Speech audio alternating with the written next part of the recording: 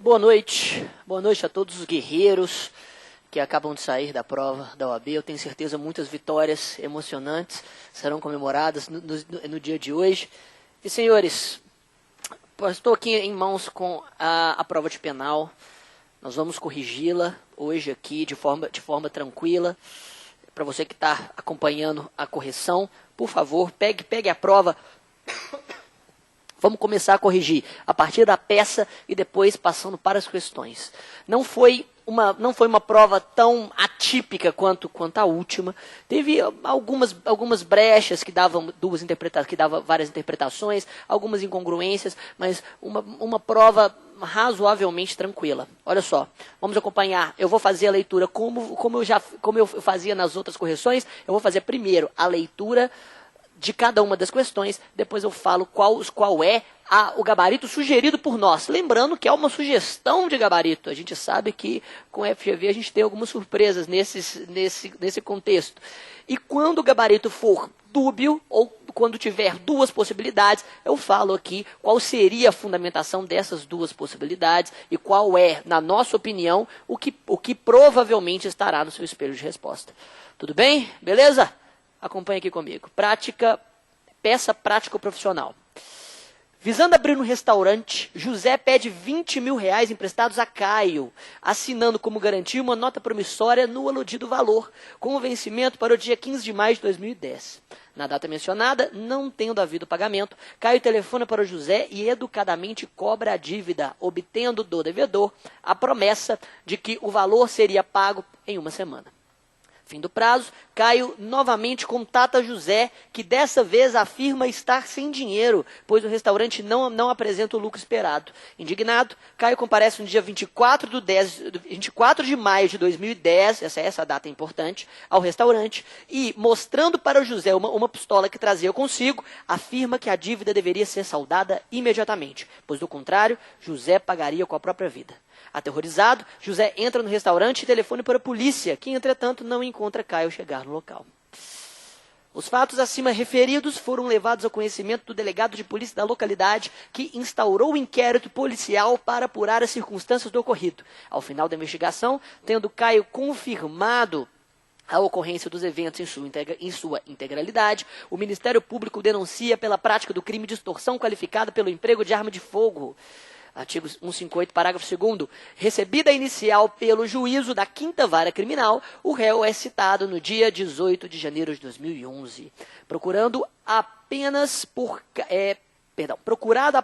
Caio para representá-lo na ação penal instaurada, sabendo-se que Joaquim e Manuel presenciaram os telefonemas de Caio, cobrando a dívida vencida e com base somente nas informações de que dispõe e nas que podem ser inferidas pelo caso concreto acima, redija, no último dia do prazo, a peça cabível, invocando todos os argumentos em favor do seu constituinte. Senhores, a peça, como todos vocês devem saber e devem ter acertado, é resposta à acusação endereçado para o juiz da 5ª Vara Criminal, e a estrutura da peça deveria conter o seguinte.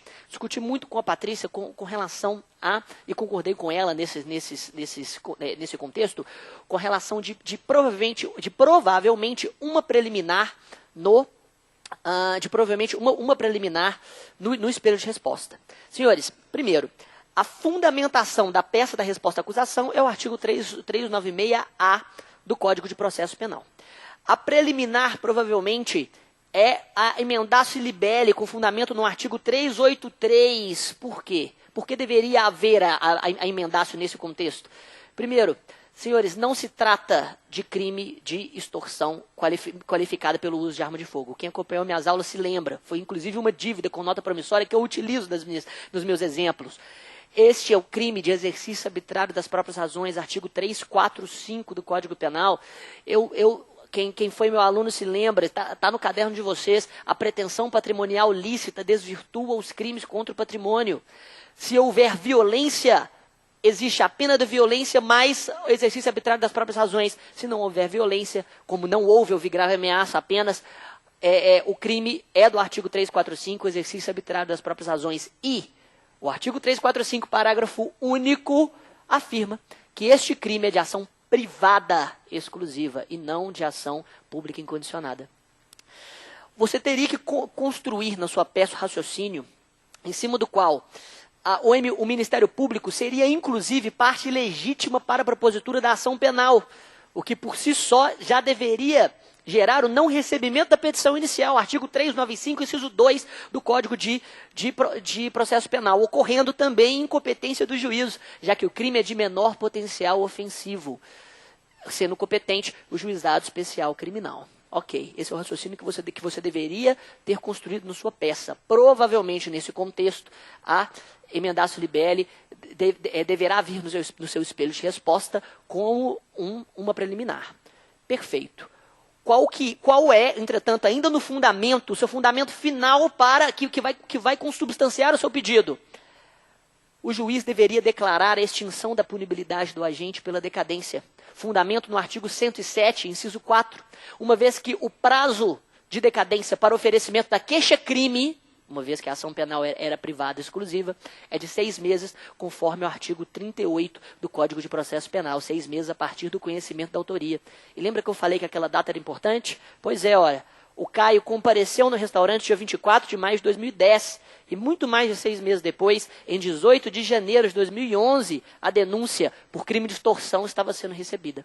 Assim sendo, o seu pedido final deveria ser de absolvição sumária com fundamento no artigo 397, inciso 4, trazendo, portanto, nesse contexto, a extinção da punibilidade, ok? Citando todos os artigos que eu falei anteriormente, no seu fundamento, artigo 107, inciso 4, que traz a extinção da punibilidade pela decadência, artigo 38 do Código de Processo Penal, artigo 107, inciso 4 do Código Penal, 38 do Código de Processo Penal, que fala que traduz o prazo de 6 meses a partir do conhecimento da autoria para oferecimento da inicial acusatória no caso dos crimes de ação privada. Ok? Arrematando a sua peça, depois dos pedidos, você ainda deveria pugnar por todos os meios de prova, em especial a prova testemunhal. Datar a peça dia 28 de janeiro de 2011 e colocar rol de testemunhas, citando pelo menos aquelas 2 pessoas, Joaquim e Manuel, qualificação, de preferência, ainda preencher o rol de testemunhas até a 8ª testemunha, sendo o número máximo de testemunhas cabíveis nesse contexto. E isso, na nossa opinião, na nossa sugestão, renderia os pontos totais da prova para você. Espero que você esteja nessas condições, espero que você tivesse se lembrado do exercício arbitrário das próprias razões, espero que você tenha linkado o prazo de 6 meses, o prazo maior do que 6 meses da data do fato até a data do recebimento da denúncia, o que indicava a absolvição sumária pela extinção da punibilidade, uma vez que o crime é de ação penal privada. E é claro, na sua peça você provavelmente estará no espelho de resposta, você deveria construir o raciocínio em cima do artigo 395, inciso 2 do Código de Processo Penal, pelo qual a denúncia não deveria ter sido recebida. Claro, da incompetência do juízo, uma vez que o crime é de menor potencial ofensivo, mas, obviamente, no final, pedir a absolvição sumária, uma vez que a causa de extinção da punibilidade, porque esta é não só a decisão de mérito mais interessante para o seu acusado, como também é uma das possibilidades, uma das razões pelas quais existe a resposta à acusação. Artigo 397, inciso 4. Tudo bem? Tranquilo? Essa foi a peça. Calma, respira e vem comigo agora para as questões. Senhores, se a peça te pegou de surpresa nesse contexto, as questões não te pegou, não. Tenho certeza, todas as questões foram dadas por nós em sala de aula. As questões não estavam difíceis, espero que quem deslizou um pouco na peça, se você acertou, eu acertei a peça, professor, mas não acertei o fundamento, talvez não acertei o pedido, calma. Se você tiver acertado a maior parte das questões, a aprovação é não só possível, como provável. Acompanhe a primeira questão comigo. Questão número 1. Em determinada ação fiscal procedida pela Receita Federal, ficou constatado que Lucile não fez constar quaisquer rendimentos nas declarações apresentadas por sua empresa dos anos de 2009, 2010, 2011, omitindo operações em documentos e livros exigidos pela lei fiscal. Iniciado o processo administrativo de lançamento, mas antes de seu término, o que já tem que lembrar, o que já tem que bater na cabeça de vocês? Súmula vinculante número 24 do Supremo Tribunal Federal. Eu falei aqui no Supremo, a Babi falou aqui no Supremo, espero que você tenha acertado. O Ministério Público entendeu por bem oferecer denúncia contra Lucília pela prática do delito descrito no artigo 1º, inciso 2 da Lei 8.137/90, combinado com o artigo 71 do Código Penal, crime continuado.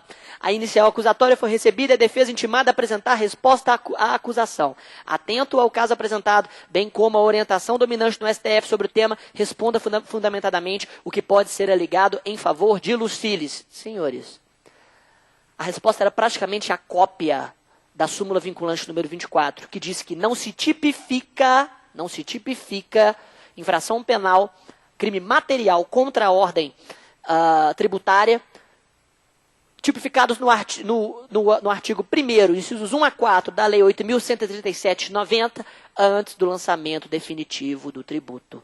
Assim, em resposta à acusação, deveria a ré pedir a absolvição sumária, uma vez que não restou tipificada qualquer infração penal. Nesse contexto, nós temos no Código de Processo Penal,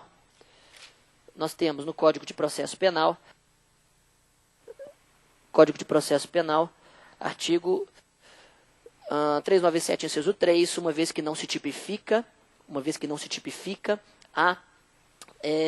se tipifica crime contra a ordem tributária, como eu disse, previsto no inciso 1 a 4 da Lei 8.137/90.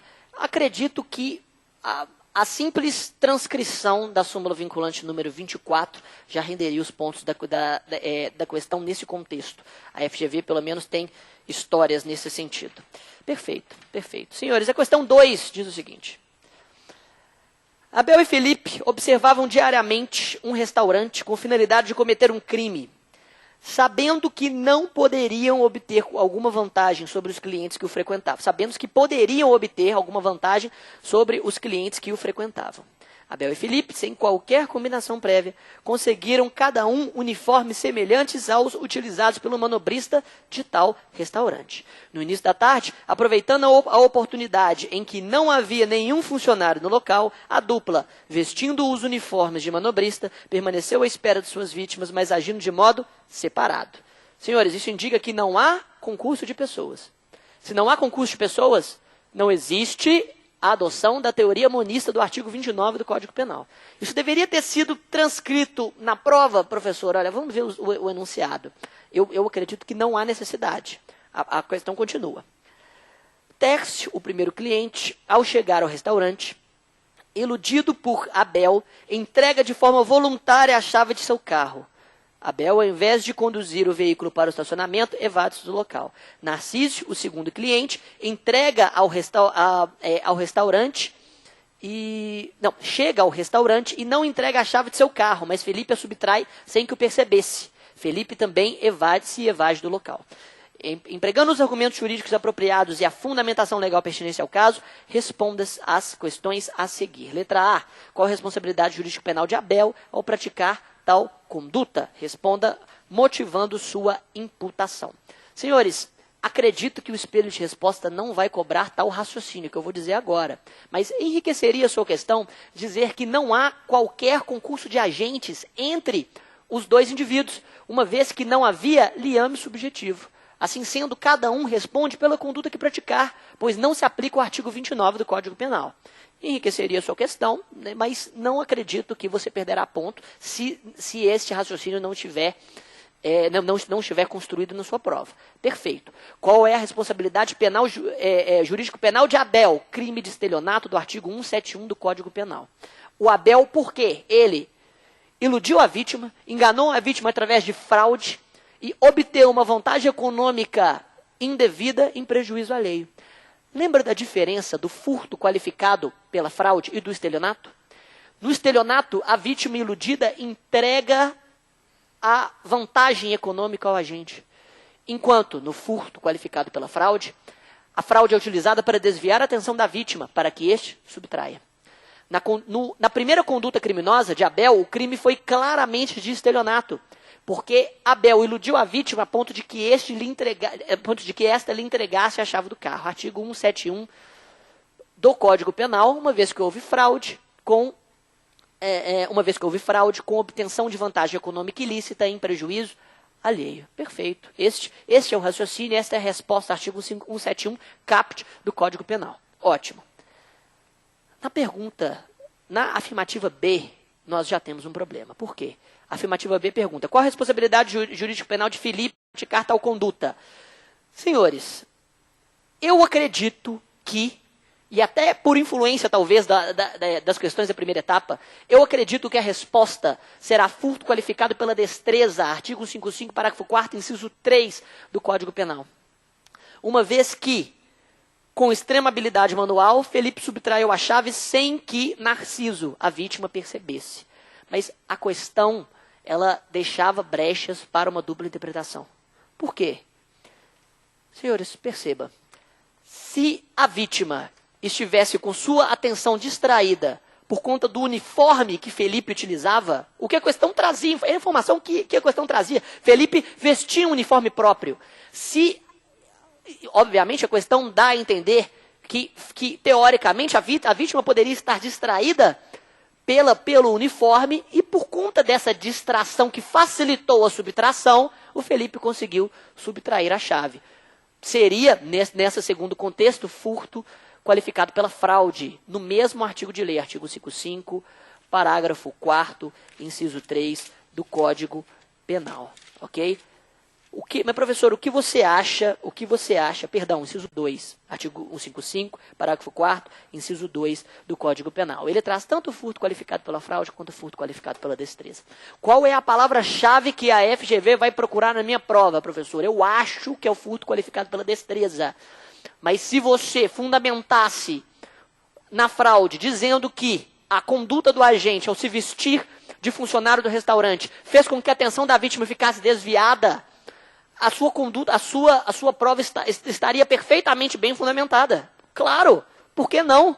Para mim não faz sentido não concordar com essas duas afirmações, uma vez que a questão foi lacunosa. Mas eu acho que a questão também não falava da extrema habilidade manual de Felipe.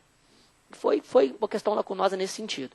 Acho que o fundamento, a palavra-chave será furto qualificado pela destreza, mas o fundamento é o mesmo, artigo 155, parágrafo 2º, inciso 2 do Código Penal. Perfeito, ótimo. Questão 3. Questão 3 é uma questão eminentemente processual. João e José foram denunciados pela prática da conduta descrita no artigo 316 do Código Penal, concussão. Durante a instrução, percebeu-se que os fatos narrados na denúncia não compreendiam aquele que efetivamente teria ocorrido, razão pela qual, ao cabo da instrução criminal e após a respectiva apresentação de memoriais pelas partes, apurou-se que a conduta típica adequada seria aquela descrita no artigo 317 do Código Penal, corrupção passiva. O magistrado, então, fez remessa dos autos ao Ministério Público para fins de aditamento da denúncia com a nova capitulação dos fatos. Nesse sentido, atento ao caso narrado e considerando apenas as informações contidas no texto, responda fundamentadamente os itens a seguir. Letra A. Estamos diante de hipótese de mutatio libelli ou de emendatio libelli. Qual dispositivo deve ser aplicado? Senhores, nessa questão estamos claramente diante de uma mutatio libelli e não diante de uma emendatio libelli. O dispositivo a ser aplicado é o artigo 384 do Código de Processo Penal. A letra B perguntava por que o próprio juiz, na sentença, não poderia dar nova capitulação e, com base nela, condenar os réus. Senhores, o juiz não poderia dar nova capitulação porque essa atribuição é do MP, diante do sistema acusatório e diante do que prevê o artigo 384 do Código de Processo Penal, uma vez que o réu ele não se defende da tipificação daquela imputação penal, e sim dos fatos narrados na inicial acusatória. E veja bem, percebeu-se na instrução que os fatos eram diferentes daquele narrado na inicial, razão pela qual trata-se de uma mutatio libelli e não de uma emendatio libelli. Violaria, portanto, o sistema acusatório, contraditória e ampla defesa, já que o réu defende da descrição dos fatos e não da sua tipificação. Ok? Poderia também constar nessa letra B, como fundamento para essa impossibilidade, a violação do princípio da correlação entre acusação e sentença, também chamado de princípio da congruência, o que determinaria a nulidade da decisão, que seria claramente extra petita, uma vez que os fatos narrados na denúncia não seriam aqueles pelos quais o juiz estaria condenando o agente na sentença, ok? Letra C diz, é possível que o Tribunal de Justiça de determinado Estado da Federação, ao analisar o recurso de apelação, proceda a mutatio libelli? Senhores, tribunal não pode aplicar mutatio libelli, pois esse seria claro caso de supressão de instância, já que o tribunal estaria apreciando os fatos de forma inédita, apreciando fatos que não foram decididos em primeiro grau de jurisdição. Há uma súmula 453 do STF nesse sentido. Ok? Tranquilo? Uma questão razoavelmente tranquila. Ela parece complexa, mas ela é um tanto quanto básica com relação à matéria de mutatio e emendatio libelli. Vamos lá, a última questão de prescrição. Falei que ia cair prescrição na prova. Falei no seu primeiro dia de aula. Questão 4 diz, João foi denunciado pela prática do delito previsto no artigo 299 caput e parágrafo único do Código Penal. A inicial acusatória foi recebida em 30/10/2000 e o processo teve seu curso normal. A sentença penal, publicada em 29/7/2005, condenou o réu a pena de 1 ano, 11 meses e 10 dias de reclusão. Você lembra daquela... Com essas informações, já dá para imaginar que é questão de prescrição, né? Você lembra daquele pequeno quadro que eu normalmente passo nas aulas, não é? Ele facilita? Não? Você preferiu usar artigo 109? Importante você acertar. Continua a questão. Em regime semiaberto, mais pagamento de 16 dias multa. E resignada, somente a defesa interpôs apelação. Trânsito julgado para acusação. Todavia, o egrégio Tribunal de Justiça negou o provimento ao apelo ao argumento de que não haveria de se falar em extinção da punibilidade pela prescrição, haja vista o fato de que o réu era reincidente, circunstância devidamente comprovada mediante certidão cartorária juntada aos autos.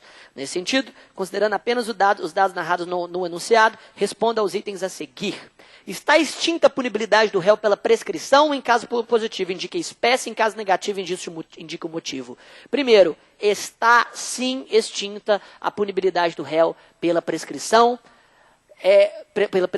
da pretensão punitiva retroativa. Essa é a espécie de prescrição. Prescrição da pretensão punitiva retroativa. Fundamentos, artigo 109, inciso 5 e artigo 110, parágrafo 1º do Código Penal. Mas, professor, por quê?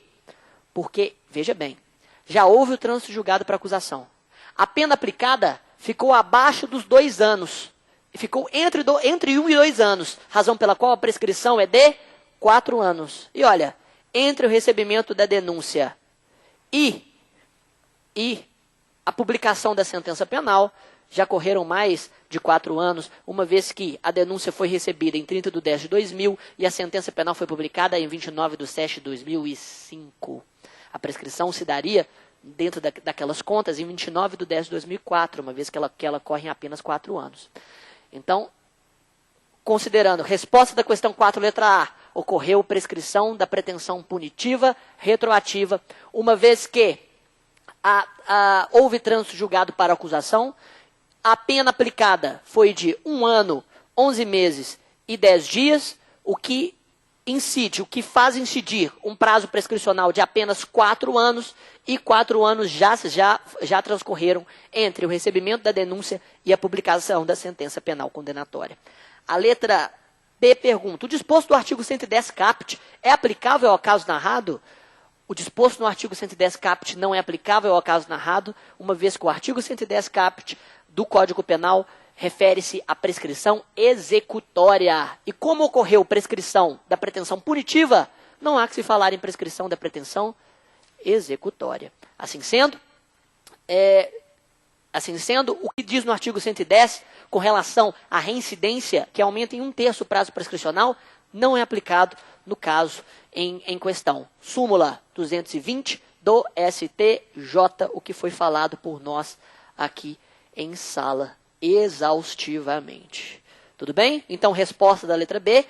O disposto do artigo 110 caput do Código Penal não é aplicável, uma vez que ele refere-se à prescrição da pretensão executória. Assim sendo, o aumento de 1/3 do prazo prescricional pela reincidência não se aplica ao caso em questão, súmula 220 do STJ, que inclusive já caiu em uma prova semelhante, uma questão semelhante sobre prescrição da FGV que nós resolvemos em sala de aula.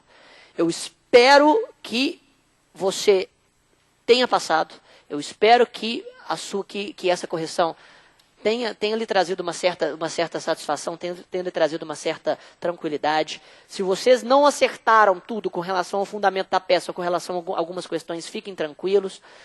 A aprovação ainda assim é possível. Nós ainda vamos ver o que será publicado pela FGV. Essa é uma sugestão de espelho de prova e eu espero que todos vocês, ou pelo menos a ampla maioria, esteja hoje tranquilo, indo dormir com a sensação de missão cumprida. Acredito que a nossa aprovação vai ser boa. Eu confio em vocês, vocês deveriam também. Ok? Muito obrigado. Boa noite, bom resto de domingo.